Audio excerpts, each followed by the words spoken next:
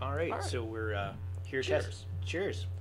We're Hate here in these Mike's hosts room. that Can't hear you properly. It's being a pain in the ass. So, welcome to Moment of Man, interview with Robert E. Lee. I shit you not, that's his given name. I'm sure I'll think of a joke later about this, but for now we'll just keep going. General Custer's interviewing General Lee. Yeah, pretty much. So, this guy got the prototype working. Sort of. It works. It's not very impressive. Well, instead of going, it's just. But it's better than what we had. Because, and for any of you who weren't following this so far, we've been trying to build a railgun, which is different than an electromagnet gun, which we'll get into later. But, yeah. We managed to weld a lot of things together. By that you meant we turned your welding machine into a railgun? Or tried to? Yeah. So,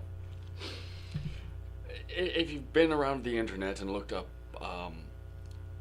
railguns and such, you'll realize that some people, like a little 9-volt battery, little things, a little axle between two sheets of tinfoil, puts it on with a little roll, and it kind of does little sparks, and it speeds up. Okay, cool. Now, us being the reasonable adults we are, figured, okay, we're going to go to Home Depot, going to get a whole bunch of stuff, it's going to be great, and then we'll try and do that ourselves, and then up it. Now, we're at work, which means I have a welding machine. So, we had multiple options, which was, hook up the little batteries, and it was inconvenient. The welding machine has clamps. So, we tried that. It didn't work. Okay, so the first time we tried it with the batteries, it welded itself to the rail and stuck there magnetically. We tried it with your welding machine. It really welded itself onto the rails. Much bigger sparks. It was awesome. And for those of you who are like even just trying to get this thing running, we're like, okay, here's the rails, everything's kind of wired up to it. Like, okay, cool.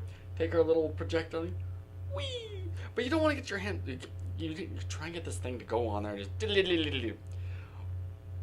But you don't want to get your hand too close because there's about to be a lot of sparks and there's a lot of energy going right in there. Just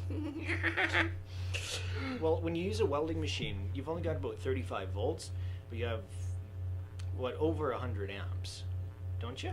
Something like that? Well, I had it turned down the first time. I mean, I think I was only putting through 40 amps. But we could send it up. 1 milliamp is enough to stop your heart. Well, that's not fair. We've been zapped with way bigger than that. It's all about how you get hit. You know what? Do not take my advice on this kind of stuff.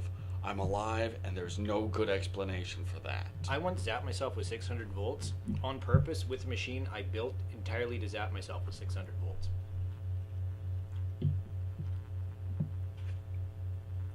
That's awesome. Mm-hmm. All right, we're going to stop it here, see if this is recording properly, and go from there.